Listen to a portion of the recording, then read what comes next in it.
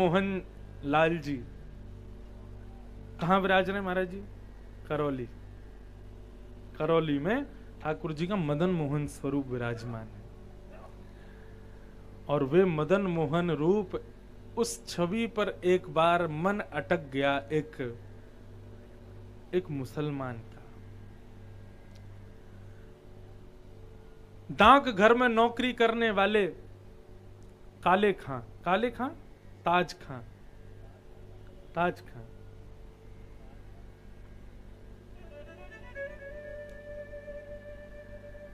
जहां कहीं की भी पते की चिट्ठियां आती थीं, वो ताज खां जाते थे और जाकर के उन चिट्ठियों को वितरण करके आते थे। एक दिन चिट्ठी आ गई मदन मोहन जी मंदिर की। ताज खां अच्छे अपने समुदाय के लिए बड़े समर्पित थे। जो भी उनके नियम होते हैं, जैसे हमारे यहाँ त्रिकाल संध्या है, सुबह पूजा पाठ करो, संध्या में दिया बत्ती करो, ऐसे मुसलमानों के जो जो क्रम होते हैं वो सब करते थे। मस्जिद जाते, नमाज पढ़ते, टोपी वोपी पहन के रहते, बढ़िया दाढ़ी रखते थे, पूरे पक्के थे अपने धर्म के प्रति। लेकिन स्वभाव उनका अच्छा था। पूरे करौली में सब लोग उनसे मित्रता ही मानते थे। आज उन समस्त चिट्ठियों में एक चिट्ठी आ गई मदन मोहन जी मंदिर की। ताज खां चिट्ठी लेकर के गए और जैसे ही गए तो बाहर द्वारपाल बैठा था मंदिर के, उसको ही दे दी। बोले भैया ये मंदिर की चिट्ठी आई है, इसको अंदर जाके गुसाई जी आदि जो भी हो उनको प्रदान कर देना। बोले ठीक है दे दूंगा। इतना कह के चिट्ठी लेके उसने जैसे ही दरवाजा खोला तो ताज खां वहीं खड़े थे। जैसे ही हल्का सा दरवाजा खुला, उस दरवाजे के खुलने में मानो जैसे दूर से ही अंदर गर्भगृह में बैठे ठाकुर जी की एक क्षण की झलक ताज खां को दिखाई दी। और वो आपको एक बात कहूं, ठाकुर जी को कभी प्रत्यक्ष देखना आनंद आएगा, लेकिन कभी ऐसे देखना तो और ज्यादा आनंद आएगा। प्रत्यक्ष नेत्रों से आप स्वच्छंद ठाकुर जी का दर्शन करोगे, उसमें सुख है, लेकिन किसी ओट में आकर के किसी झरोके से ठाकुर जी को देखोगे तो और आनंद आएगा। क्योंकि किशोरी जी श्री राधा रानी झरोके से दर्शन करती हैं ठाकुर जी का। जैसे श्याम सुंदर आते हैं ना, सो किशोरी जी अपनी आंख तक ऐसे पल्लू रखती हैं और उसमें से ठाकुर जी को देखते हैं। क्यों? क्योंकि भाई कोई अच्छी वस्तु स्वच्छंद दिखाई दे जाएगी तो थोड़ी देर में हमारी आंखें भर जाएंगी, बस फिर पलकें झपकने लग जाएंगे, अब हो गया बस। अब जैसे आप बंगले का दर्शन करोगे शाम को, कपाट जैसे ही खुलते हैं, खुलने के बाद 5 मिनट तक आपकी पलकें ऐसी रहेंगी, लेकिन देखते देखते थोड़ी देर बाद फिर आप अपनी पलकें झपकने लगो, क्योंकि आपने देख लिया। किशोरी जी यहां तक घूंघट रखती हैं, क्यों? क्योंकि लाला को देखने में ये व्यवधान बीच बीच में आएगा, तो इस व्यवधान के कारण दर्शन करने की और इच्छा बनेगी। इसलिए हमारे यहां वृंदावन की रीति में झरोके से दर्शन का भाव है। अब भीड़ इतनी हो गई है कि झरोकन में कौन खड़ो होगा? आदमी दर्शनार्थी झरोका है, भैया ने कंधा नीचे करने देखन दे ठाकुर जी। अरे क्या आगे खड़े हो गए हो बिल्कुल ऊंट की तरह, नीचे हो जाओ। श्रीनाथ जी दर्शन करने में जाता हूं, वहां देखो महाराज, अब वहां क्या है, वो सारे वैष्णव मुझको ले जाते हैं सन्मुख दर्शन में, आगे वाले दर्शन कराने में। अब थोड़ा सा अब लंबा तो, अब आगे सन्मुख दर्शन के पीछे माताओं की लाइन होती है, माताएं सब छोटी छोटी होती हैं। अब जैसे ही मैं सन्मुख जाता हूं तो लंबा हो जाता हूं, उनको दिखाई नहीं। भैया हटो, कोई तो एक आध तो चोटी खींच देते, नीचे हो, ठाकुर जी दिखाई नहीं दे रहे हैं। उस समय लगता है कि ऐसे हट करके ठाकुर जी को देखने के लिए इतनी तड़पन होना अच्छा है। ये विविधान आता है तो हमारे नेत्र तड़पते हैं उनको देखने के लिए, तभी दर्शन की विधा पूर्ण होती है। अब यहां मंदिर में गोविंद देव जी तो इतने जोर से दिखाई देते हैं, कहीं से भी देख लो, लेकिन आप जबरदस्ती विविधान बनाओ, झरोके बनाओ, ऐसे ही देखो, उसमें से निहारो, आपको सच में अनुभव होगा या तो लगेगा कि पलब झक्की है, या तो लगेगा दो दतुइयां दिखी हैं, या तो कोई ना कोई उनके अंग में, उनके स्वरूप में किसी ना किसी प्रकार का आपको कोई तो आव भाव दिखाई देगा, जो प्रत्यक्ष नहीं दिखाई देगा, वो झरोके से दिखाई देगा।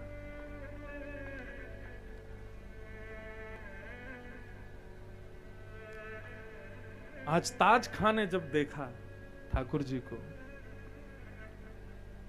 अब तो ऐसी स्थिति हो गई कि लौट करके आए हैं तो बार बार नेत्र बंद करने पर वही छवि दिखाई दे रही है।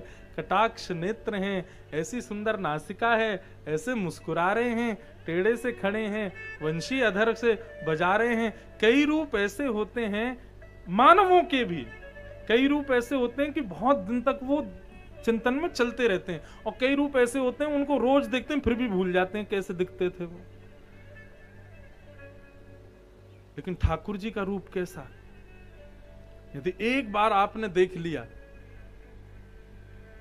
सजल श्याम घन वरण लीन है, फिर चित अनत न भटक्यो, मेरो मन गिरधर छवि पे अटक्यो।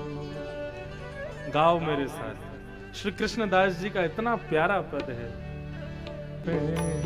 अटक्यो मेरो गिरधर छवि पे अटक्यो, सजल श्याम घन वरण लीन है, सजल श्याम घन वरण लीन है। महाराज जी, इस पंक्ति ने हर कथा में मुझे कोई ना कोई उदाहरण दिया है। रसिकाचार्यों की वाणी आप कहोगे ये तो हमने बहुत बार सुना है, लेकिन ऐसा नहीं है। उस पर मनन चिंतन करते रहो, हर बार उसका भाव अलग सुनाई देगा। ललित त्रिभंगी चाल पे चल के, ललित त्रिभंगी चाल पे चल के, चिबुक चारू गड़ी ठट क्यों, चिबुक चारू गड़ी ठट क्यों, हाँ चिबुक चारू गड़ी ठट क्यों, चिबुक चारू गड़ी ठट क्यों, मेरो मन गिरधर छवि पे अटक्यो, मेरो मन गिरधर छवि पे अटक्यो, मेरो मन गिरधर छवि पे अटक्यो, मेरो मन गिरधर छवि पे। कृष्णदास किए प्राण न्युछावर,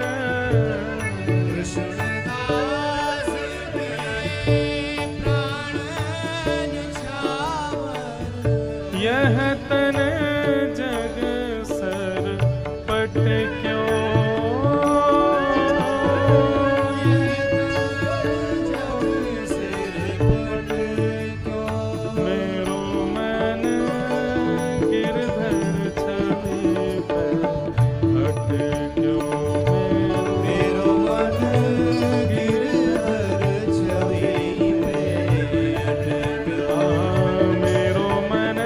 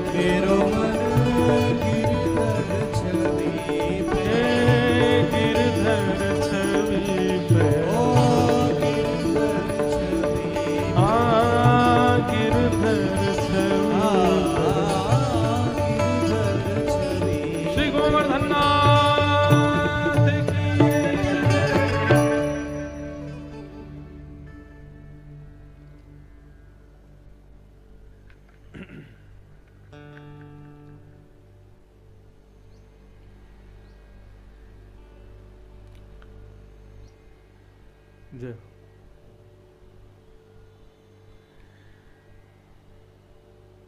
सजल श्याम घन वर्ण लीन हैं, फिर चित अनत न भटक्यो। कृष्ण दास किए प्राण न्योछावर, यह तन जग सिर पटक्यो। ठाकुर जी जिसको स्वीकार कर लेंगे फिर उसको बचने का एक ही उपाय है, तन को छोड़ो संसार के हवाले और प्राण कर दो ठाकुर जी के हवाले। कृष्ण दास किए प्राण न्योछावर, यह तन जग सर पटक्यो। मेरो मन गिरधर छवि पे अटक्यो। ताज खां की वही स्थिति हो गई। अब तो ये स्थिति हो गई महाराज कि वो अपने अपने समुदाय के लोगों के बीच में जा रहे हैं, अपने वाले भगवान के सामने बैठे हैं, लेकिन उनको वही दिखाई दे रहे हैं त्रिभंग लली ठाकुर जी। रात में पढ़ने के लिए अपने ग्रंथों को खोल रहे हैं, लेकिन उनको सब जगह केवल और केवल मदन मोहन मदन मोहन मदन मोहन दिखाई दे रहा है।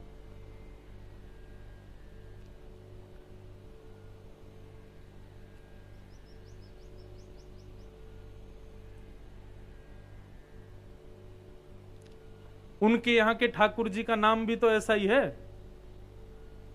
क्या है? मोहम्मद।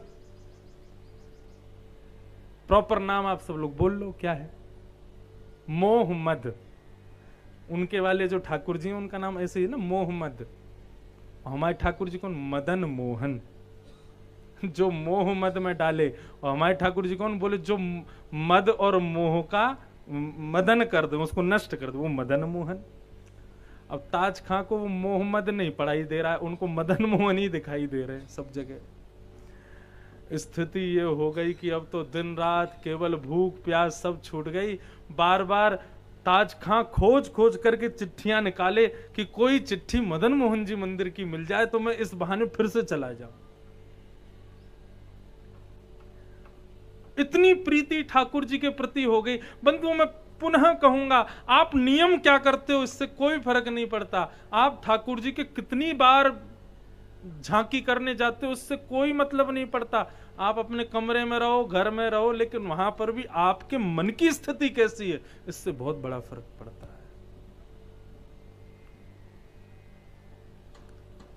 श्रीनाथ जी में अष्टयाम होती है, 8 बार दर्शन होते हैं ठाकुर जी के। अब महाराज लोगों में होड़ लगी है, एक बार का भी दर्शन छूट नहीं जाए। लेकिन मैं कहता हूं ठीक है, आपकी श्रद्धा भाव। अब कोई कहेगा हम गुजरात से आए, बंबई से आए, वृंदावन से आए, तो इतने तो दर्शन करने चाहिए, दिन भर दर्शन करें, अच्छी बात है। लेकिन इतनी बार के दर्शन में वो भाव नहीं हो गई। प्रयास करने लगे मदन मोहन जी के मंदिर में जाने का, किसी कारणवश अंदर प्रवेश का भाव भी मन में आता तो सब डरा देते, बोले तुम नहीं जा पाओगे, विजाति हो दुजाति हो, तुमको अंदर नहीं जाने देंगे। आज 3 दिन तक तो विरह में थे ताज खां, लेकिन आज चौथे दिन आर्तनाद से ठाकुर जी को पुकारा और कहा, हे मदन मोहन। पद है सुंदर वहां पे, मैंने तो नहीं किया था मेरी ऐसी स्थिति हो जाए, ये तो आपने ही किया है। मेरी ऐसी स्थिति हो गई कि कहां मुझे भूख प्यास भी नहीं भा रही है, नींद भी नहीं आ रही है, किसी कार्य में मेरा मन नहीं लग रहा। मैं अब बीच मझधार में हूं, ना तो मैं ही अपने ही कुल का हो पा रहा हूं, ना मैं आपका हो पा रहा हूं। ऐसे बीच मझधार में मुझको मत छोड़िए ठाकुर जी, या तो हमेशा के लिए मुझे वहीं का कर दीजिए जहां का मैं हूं, या फिर मुझे अपना बना लो नाथ। और यदि आपने ऐसा नहीं किया तो मैं अनशन व्रत करके अपने प्राण त्याग दूंगा। अनशन व्रत ठाकुर जी को प्राप्ति के लिए किया। लोग अनशन करते हैं, ये कानून लागू करो, ये वाला बिल पास करो। अनशन करते कौन सी जगह? महाराज दिल्ली में जंतर मंतर पे जाके लोग बैठ जाते हैं। कभी सुना कोई अनशन कर रहा है? क्यों कर रहा है? बोले गोविंद देव जी प्रत्यक्ष दर्शन दो, हम इसलिए अनशन कर रहे। कभी सुना है? करता ही नहीं है कोई। ये सारे बड़े बड़े अनशन व्रत आदि भी हम लोग अपनी सुख समृद्धियों के लिए करते हैं। ठाकुर जी के दर्शन के लिए कितनों ने अनशन किया, और जिसने किया भी तो वो बहुत वर्ष हो गए उन बातों को अब सुनाई नहीं देता, अब समझ नहीं आता ऐसा कुछ भी। आज भी अगर किसी में ताकत हो अनशन कर ले ठाकुर जी के दर्शन के लिए, नहीं आएंगे ठाकुर जी? निश्चित आएंगे, किसी भी रूप में आएंगे। अनशन कर लिया, बोले मैं अन्न जल ग्रहण नहीं करूंगा यदि आपने मुझको स्वीकार नहीं किया। मेरी गलती है क्या कि मैं दूजिए ऐसे खानदान में मेरा जन्म हुआ, या मेरी गलती है कि मैं मुसलमान हूं? अब आपने स्वीकार किया तो पूर्ण रूपेण मुझे स्वीकार करो, नहीं तो मैं बिना अन्न जल ग्रहण किए प्राण त्याग दूंगा। ठाकुर जी का ये ऐसा भाव ताज खां के हृदय में प्रकट हुआ। रात्रि में मदन मोहन जी का शयन किया गया। पास में चांदी का बंटा था, उसमें खूब सारी सामग्री रखी गई ठाकुर जी की भोग के लिए। बंटा भोग रख करके शयन आरती करके सब पुजारी वहां से प्रस्थान कर गए। मंदिर का अनुसर मंदिर का कबाड़ लगा करके वहां भूख प्यास से अनशन कर रहे ताज खां की याद ठाकुर जी को आने लगी। भक्ति क्या है बंधुओं?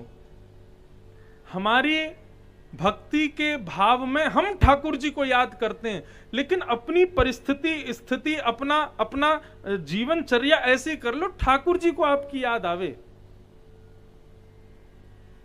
हम ऐसा कुछ करते ही नहीं है कि ठाकुर जी को याद आवे। अब गोवर्धन की कथा आती है, एक ग्वालिनी थी, वो रोज अपनी गैयाओं का दूध निकालती, दही बनाती, मथ करके उसका मक्खन निकालती और मक्खन जो है छुपा के चुनरी में श्रीनाथ जी के मंदिर में ले जाती और श्रीनाथ जी के पास जाकर के धीरे से चुनरी हटा के कहती, लाला बढ़िया वारी गैया को मक्खन निकालो है, खाने की इच्छा हो तो चोरी करवे आ जाइयो मेरे घर पे।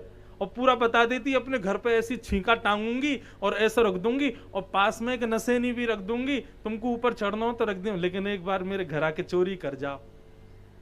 एक बार, दो बार, तीन चार बार ठाकुर जी को बार बार आके ऐसे मक्खन दिखावे। चौथे पांचवें दिन ठाकुर जी को चैलेंज कर दिया, लाला द्वापर में चोरी कर पाए, कलयुग में तुम्हारे बस की ना है। ठाकुर जी बोले अच्छा हमारे बस की ना है? बोले यदि तुम्हारे बस की है तो आज मैं अपनी छींका पे मक्खन टांग के रखूंगी, अर्धरात्रि के समय चोरी करके दिखाओ तो मैं जानू। वो तो चली गई। अब जैसे ही रात्रि में कुम्मन दास जी गए कीर्तन सुनाने के लिए, सो ठाकुर जी भीतर से इशारा करें। कुम्मन दास जी गए, कहा बात है जय जय, एक कुम्मना एक गोपी आवे रोज रोज मक्खन दिखावे और मुंह को यूं लालच दे, खा के दिखा, चोरी करके दिखा, मुंह को लालच दे रही है और आज तो मैंने हद ही कर दी। बोले आज कब है वो? बोले आज तो मुंह से कह के गई कि तुम्हारे बस की ना है, हमारे तुम ना आ पा रहे। जैसे ही ये भाव सुना कुम्मन दास जी बोले तो जय जय आज्ञा करो, कहा करना? बोले चोरी करवे चलेंगे बा के पास और तू चलेगा मेरे संग। कुम्मन दास जी बोले बड़ा बूढ़ा आदमी हूं महाराज। अब जैसे कुम्मन दास जी खड़े हुए, उनके ऊपर ठाकुर जी खड़े हुए। अब ठाकुर जी मक्खन निकारें और स्वयं चाटें और फिर कुम्मन दास को अपने भक्तन के भाव से रीझ के ठाकुर जी कछु भी करें। वहां में फिर ये मर्यादा लोक लाज की स्थिति ठाकुर जी ध्यान में ना रखें। और फिर उसके बाद चतुर्भुज दास जी का जन्म हुआ।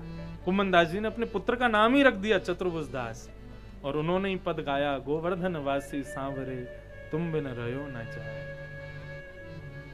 आज ताज खां अनशन व्रत पर बैठे हैं, ठाकुर जी के मन में भाव आयो, भोजन जल त्याग के ताज खां मेरे दर्शन की स्थिति में है।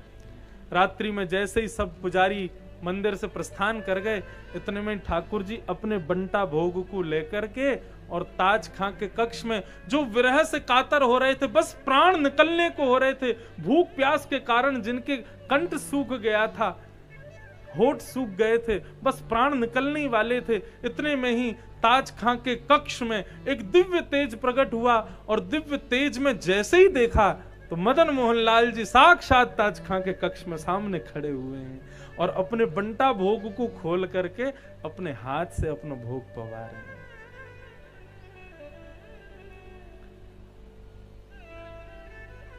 एक क्षण का दर्शन और ताज खां का अनशन तोड़वा करके ठाकुर जी अंतर ध्यान होके पुनः चले गए। ताज खां तो 2 दिन तक इसी स्थिति में ही पड़े रहे, ठाकुर जी को देख लिया। अब कहां सुध, अब कहां और किसी की सुध। यहां पूरे महाराज करौली में हल्ला हो गया। काय बात को हल्ला? सबको पता चल गई थी भगवान दर्शन देना इसकी नहीं, ठाकुर जी का। लेकिन ताज खान ने वास्तविकता बताई, बोले कि मैंने ना ही चुराया, अपने लाला से पूछो। लेकिन ताज खान ने वास्तविकता बताई, बोले कि मैंने ना ही चुराया, अपने लाला से पूछो। वही ने मेरो चित्त चुराया, और सबसे बड़ो तो चोर वो है, कार्रवाई वहां के ऊपर करो। मेरो कुल छुड़ा दियो, मेरो खानदान छुड़ा दियो, मेरो सब कछु छुड़ा दियो, और अब इल्जाम मुंह पे लगा दियो कि मैं चोर, मैं ना हूं चोर, ये चोर भीतर बैठो का है। मैं तो अनशन व्रत में उनके दर्शन के लिए यही बंटा भोग लेके आए, मुंह को भोग पवाए और वहीं छोड़े आए, भूल गए। मैं तो वापस करवे आया हूं। और उसके प्रमाण के रूप में ठाकुर जी ने ही प्रकट होकर के पुजारी जी को प्रमाण दिया, बोले नहीं वो सही कह रहे हैं, हम ही गए थे। तब ताज खां को सबने वंदन किया। ठाकुर जी कब किस पर कहां रीच कर कैसी कृपा कर दें कोई नहीं जानता। आज भीष्म पितामह कह रहे हैं, स्वनिगम पहाय प्रतिज्ञा मृतम अधिकर तुम वप्लुतो रथस्थ धृत रथ चरणों भयासलगु हरिवहन्तु मिभं गतोत्तरीय। मैंने प्रतिज्ञा ली थी, जब मुझे पता चला कि द्वारिकाधीश कृष्ण प्रतिज्ञाबद्ध हुए हैं कि वो महाभारत युद्ध में शस्त्र नहीं उठाएंगे, तो भीष्म पितामह कहते हैं मैंने भी प्रतिज्ञा ली थी। वासुदेव कर चक्र न धरहि तो तुमको मुख न दिखाऊं, लाजत है मेरी गंगा जननी मैं शंतनु सुत न कहाऊं। महाभारत युद्ध में यदि वासुदेव कृष्ण ने अपने हाथ में शस्त्र धारण नहीं किया, मैं वचन देता हूं मैं शंतनु सुत नहीं कहाऊंगा, और यदि लड़ते लड़ते मेरे प्राण निकले तो मैं अपना अपना मुख नीचे को करके गिरूंगा, ताकि किसी को मेरा मुख दिखाई ना दे। प्रतिज्ञा लेता हूं। और हुआ क्या, जैसे ही महाभारत युद्ध प्रारंभ हुआ, महाभारत युद्ध में ठाकुर जी ने बड़ी अद्भुत लीला की। लीला कैसी हुई, बड़ी प्रिय है ये लीला। इस लीला को गा के फिर ठाकुर जी के भाग में प्रवेश करेंगे, ठाकुर जी का उत्सव मनाएंगे। महाभारत युद्ध चल रहा था, पांडवों ने कौरवों की सेना खत्म कर दी, लगभग खत्म सी हो गई। दुर्योधन को आया गुस्सा और जाकर के भगवान भीष्म पितामह से कहने लगा, बोले कि आप खाते हमारा अन्न हो, भला चाहते हो उन पांडवों का। भीष्म पितामह बोले ऐसी बात मत करना मुझसे, तुम्हारा अन्न खाते हैं इसीलिए तुम्हारी तरफ हैं। यदि इतना ही प्रेम होता तो अन्न खाने भी पांडवों की तरफ ही चले जाते, मुझको कोई बाधा नहीं है किसी ने। इस प्रकार मुझ पर ये अन्न खाया है और उनका पक्ष लड़ा, इस प्रकार का मेरे ऊपर तुम आक्षेप मत डालो। और तुझे ज्यादा ही मरने का बहुत भय लग रहा है ना, बहुत सता रहा है कि कहीं तेरी मृत्यु ना हो जाए, कहीं तू हार ना जाए, कहीं कौरव हार ना जाए। चल ठीक है, आज एक काम करना, रात्रि को अर्धरात्रि में जब मैं अपनी संध्या वंदन करके निमुक्त होऊंगा, अपनी पत्नी भानुमति को भेज देना मेरे पास, आशीर्वाद दे दूंगा उसको, अखंड सौभाग्यवती का आशीर्वाद दूंगा, नहीं मरेगा तू। दुर्योधन बोला तो ठीक है, फिर रात्रि में मेरी पत्नी आएगी, उसको आशीर्वाद दे देना। भीष्म पितामह बोले ठीक है। अब बात तो हो रही थी दुर्योधन और भीष्म पितामह के बीच में, लेकिन कान खड़े हो गए हमारे गोविंद देव जी के, वैसे ही कान खड़े रहे इनके। पूरे मंदिर में कौन क्या बात कर रहा है इनको सब पता, पूरे जयपुर की पता होगी, कहां चर्चा चल रही है कैसे, सब इनको सुनाई देता है।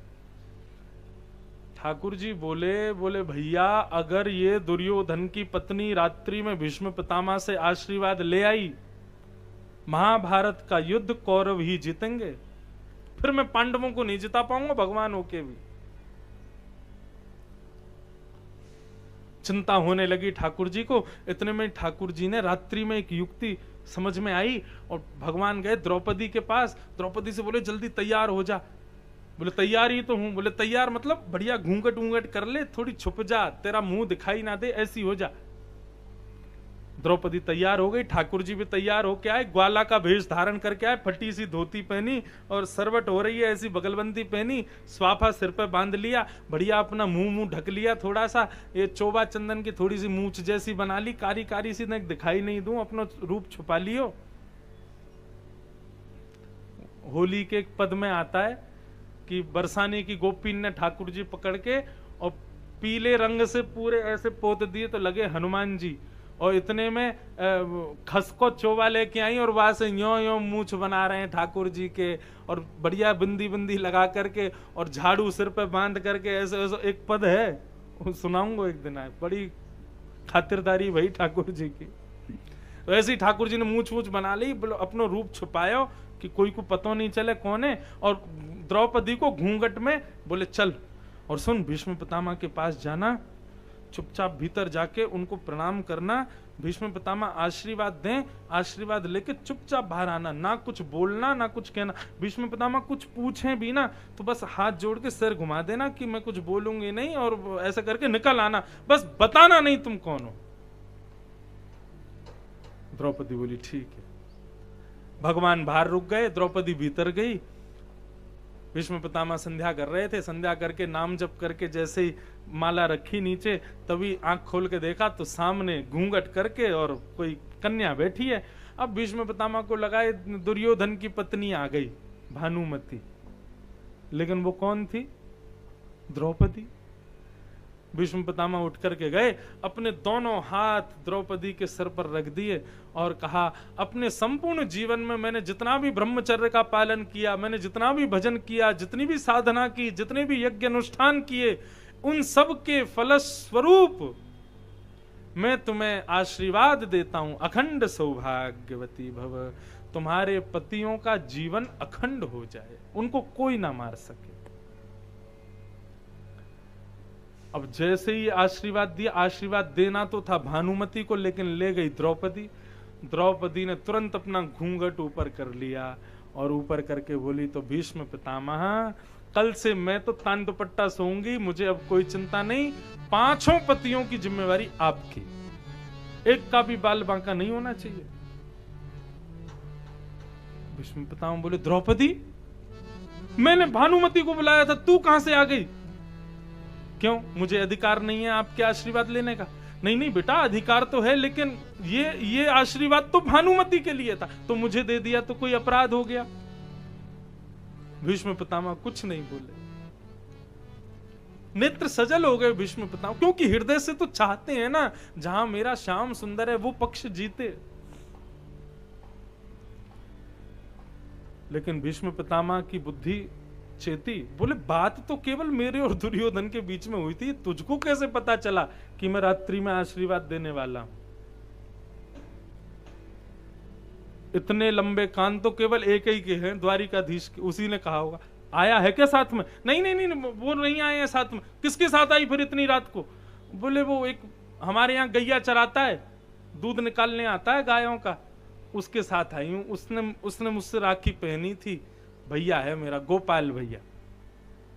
भीष्म पितामह बोले, ऐसी नहीं, आधी रात में हमारी बहुएं घूम रही हैं, किसके साथ घूम रही हैं, दिखाओ मुझे। चल के बाहर लेके पकड़ के द्रौपदी को गए, बाहर जाकर के आवाज लगाई, कहां है गोपाल भैया?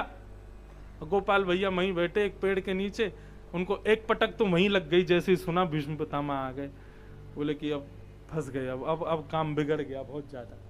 मना किया था द्रौपदी से, मत बोलना भीतर जाके, और देख कैसे उघार करके आई है, बिल्कुल घूंघट वूंघट निकाल के खड़ी है बाहर। ठाकुर जी धीरे धीरे चल के जा रहे हैं सकुचाए से, बोले जल्दी आओ। अब भीष्म पितामह तो शेर की तरह धाड़ते हैं। ठाकुर जी सामने आके खड़े हो गए। भीष्म पितामह बोले, ये कौन है? ये हमारा गोपाल भैया है, गैया चराता है। बोले इधर आओ गोपाल भैया। मूछ मूछ देखी तो महाराज वो सब तो चोबा चंदन लगा रखे थे, सब मिटा मिटू करके जैसे ही स्वाफा हटाया, घुंघराली अलकावलियां ठाकुर जी की प्रकट हो गईं, कटाक्ष नेत्र, इतना सुंदर रूप ठाकुर जी का प्रकट हुआ कि आकाश में चंद्रमा तो चौथ का था, तृतीया का था, लेकिन ठाकुर जी के उस मधुर रूप को देख करके चंद्रमा भी पूर्ण हो गए, और पूर्ण होके मानो जैसे किसी विशिष्ट के आने पर उस पर फोकस लाइट डाली जाती है ना, ऐसे ठाकुर जी के रूप के प्रकट होते ही चंद्रमा ने पूर्ण आकार रूप लिया और ठाकुर जी के ऊपर ऐसी छाया प्रकट की कि वहीं रणभूमि के मध्य में भीष्म पितामह के सामने त्रिभंग लली ठाकुर जी का अद्भुत रूप प्रकट हो गया। रूप को देखकर के बलैया लेने लगे, हृदय से लगाने लगे, लेकिन इतने में ही भीष्म पितामह ने आंखों का रंग बदला, चेहरे का ढंग बदला, बोले माखन चोर, मरकट बंधु, छलिया, सारे उल्टे सीधे काम करवा लो बस तुझसे, और तो कुछ आता नहीं है। ये भानुमति को आशीर्वाद मिलना था, द्रौपदी को दिलवा दिया, पूरा सब बदल दिया।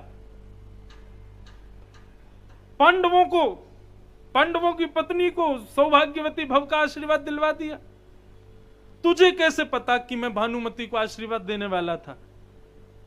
भगवान बोले हम बचपन से कहते आ रहे हैं, लेकिन आप लोग कभी नहीं मानते। हम भगवान हैं, हम जय जय हैं, हमें सब पता है कौन कहां क्या बात कर रहा है। अच्छा तो तुम जय जय हो? बोले हाँ जय जय। द्रौपदी सुनो, मैंने तुमको आशीर्वाद दिया अखंड सौभाग्यवती भव, लेकिन मैं इस आशीर्वाद का दायित्व देता हूं इसको, पांचों की रक्षा इसको करनी पड़ेगी। यदि कल को पांचों में से किसी को खरोंच भी आती है, मेरे पास रोते हुए मत आना।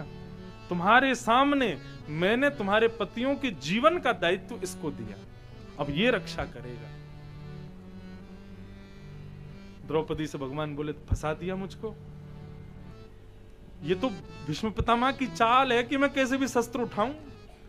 अगर ये भीष्म पितामह तक ही रहता तो फिर रक्षा का दायित्व भीष्म पितामह का रहता, लेकिन अब आ गई मेरी बारी, अब कुछ करना पड़ेगा। अगले दिन महाराज युद्ध प्रारंभ हुआ। भीष्म पितामह ने दुर्योधन आदि से कहा अपने रथ पीछे रखना, आज मैं युद्ध करूंगा। और भीष्म पितामह ने ऐसे मंत्रों से बाण छोड़े, एक बाण छोड़ते थे लेकिन एक में से अनेक बाण प्रकट होते थे, और देखते ही देखते चंद मिनटों में पांडवों की पूरी सेना खत्म कर दी। जितनी सेना कौरवों की 10 दिन में खत्म हुई, उतनी सेना पांडवों की चंद मिनटों में अकेले भीष्म पितामह ने खत्म कर दी। और अंत में आया केंद्र में अर्जुन। जैसे ही प्रत्यंचा पर बाण चढ़ा करके अर्जुन को केंद्र में लिया, सारथी बैठे हैं भगवान कृष्ण, भीष्म पितामह की ओर देख रहे हैं कि ये बाण छोड़ देंगे अर्जुन के ऊपर, और मैं कितना भी द्रुत गति से रथ को भगा लूं, भीष्म पितामह की बाण में इतनी शक्ति है कि वो जिसको सोच करके बाण छोड़ेंगे, वो चाहे गलियों में घुस जाए, चाहे सुरंग में प्रवेश कर जाए, बाण प्रतीक्षा करेगा। जब तक उसको लग नहीं जाएगा तब तक बाण खड़ा ही रहेगा। ऐसा भीष्म पितामह का मंत्रवेदी बाण था। अर्जुन है मेरो प्राण, मैं हूं अर्जुन को प्राण, अर्जुन के जीवन को जीवन हमारो है। यदि अर्जुन के प्राण चले गए तो मैं द्रौपदी को क्या उत्तर दूंगा? उस समय एक दृष्टि भीष्म पितामह पर और दूसरी दृष्टि एक टूटा हुआ रथ था, उस टूटे हुए रथ का टूटा हुआ चक्का पड़ा था। ठाकुर जी उस रथ के चक्के की ओर देखें, फिर भीष्म पितामह को देखें, फिर देखें। अब ये बोलने में मैं बहुत फिर भी समय ले रहा हूं 10-5 सेकंड का, लेकिन ये स्थिति चंद सेकंडों की थी। ठाकुर जी यहां भी देख रहे हैं, वहां भी देख रहे हैं, सोच रहे हैं क्या करूं। इतने में ही ठाकुर जी अपने कोमल रूप का त्याग करते हैं, मानो जैसे नृसिंह प्रकट हो गया हो महाभारत युद्ध की भूमि में। ठाकुर जी झपटे और जाकर के उस रथ के टूटे हुए चक्के को उठाया, रथांग पाणे बनकर के भगवान भीष्म पितामह को रोकने के लिए दौड़े हैं। प्रचंड मुख हो गया, आंखें लाल हो गईं, पृथ्वी कंपायमान होने लगी, आकाश में बादल गरजने लगे। ठाकुर जी का उत्तरीय वस्त्र पृथ्वी पर गिर गया। संत जन कहते हैं उत्तरीय गिरा नहीं, पृथ्वी इतनी भयभीत हो गई ठाकुर जी को देख के कि भगवान का उत्तरीय लेकर के उसने अपनी आंखें बंद कर ली। मैंने नाथ को इतना क्रोध में कभी नहीं देखा जितने आज हैं। और ये क्रोध किसके लिए? अपने भक्त अर्जुन की रक्षा के लिए। आज अपनी प्रतिज्ञा तोड़ दी कि मैं शस्त्र उठाऊंगा, शस्त्र नहीं उठाऊंगा। हाथ में रथ का चक्का लेकर के जैसे ही दौड़े भीष्म पितामह की ओर, भीष्म पितामह ने आते हुए भगवान को देखा, प्रत्यंचा ढीली कर दी, धनुष बाण नीचे रख दिए, और भगवान के हाथों में चक्का देख करके, देखो आगे से कभी भी प्रतिज्ञा लो ना तो विचार करना एक भीष्म पितामह भी बैठा है, तू हमको क्षत्रिय ना गिने? बोले राज। ठाकुर जी उत्तर दे रहे हैं, भीष्म पितामह सुनना है, क्यों उठाया हमने शस्त्र? बोले हाँ हाँ बताइए। अरे योद्धाओं सुनो, क्या प्रतिज्ञा ली थी भीष्म पितामह ने कि यदि वासुदेव कृष्ण ने शस्त्र नहीं उठाया तो मैं संतनु सुत नहीं कहाऊंगा, मैं गंगा का बेटा नहीं कहाऊंगा, और युद्ध में लड़ते लड़ते मेरे प्राण निकलेंगे तो मैं किसी को मुख नहीं दिखाऊंगा, उल्टा गिरूंगा। क्या बिगाड़ा संतनु ने आपका, क्या बिगाड़ा गंगा मैया ने आपका? क्यों नहीं कहलाओगे उनके पुत्र? एक मां को पीड़ा ना हो, एक पिता को पीड़ा ना हो, और तुम्हारी मृत्यु तो होगी भीष्म पितामह, लेकिन यदि मैं शस्त्र नहीं उठाता तो तुम उल्टे गिरते, और यदि उल्टे गिरते तो तुम्हारी इच्छा मृत्यु है कि अंतिम समय में द्वारिकाधीश का दर्शन करूं। उल्टे गिरोगे तो मेरा दर्शन कैसे करोगे? इसलिए मेरा दर्शन करते हुए तुम्हारे प्राण निकल सकें, वो स्थिति संभव हो सके, इसलिए अपनी प्रतिज्ञा को तोड़ा है। आज तजी प्रतिज्ञा मोरी, मैं तोरी प्रतिज्ञा काज। आपकी प्रतिज्ञा के लिए अपनी प्रतिज्ञा तोड़ी है। भीष्म पितामह के नेत्र सजल हो गए। आज मैं बाणों की सैया पर लेटा हूं, द्वारिकाधीश को देख रहा हूं, उनकी स्तुति गा पा रहा हूं, इसमें भी कृपा द्वारिकाधीश की ही है। यदि इन्होंने शस्त्र नहीं उठाया होता तो उल्टा पड़ा होता, कैसे देखता आपको? हम गोविंद देव जी के सामने खड़े हैं, सोने का छत्र दान कर रहे हैं, चांदी चढ़ा रहे हैं, उसके बाद अपनी पीठ थपथपा रहे हैं, दूसरे दिन अखबार में निकलवा रहे हैं, फलाने व्यक्ति ने इतना दान किया। क्यों? ये सामर्थ्य उन्होंने हमको प्रदान की है, हमारी स्थिति नहीं है कुछ भी। भीष्म पितामह कहते हैं, मैं एक भक्त हूं, ऐसी भावना प्रकट होना भी एक सूक्ष्म अहंकार है। मुझे तिलक लगाने की सामर्थ्य और भक्ति करने, कथा सुनने की सामर्थ्य भी ठाकुर जी ही दे रहे हैं। ये इतनी संभवता भी मेरे अंदर नहीं है, इतनी योग्यता भी मुझ में नहीं है कि मैं ये कर सकूं।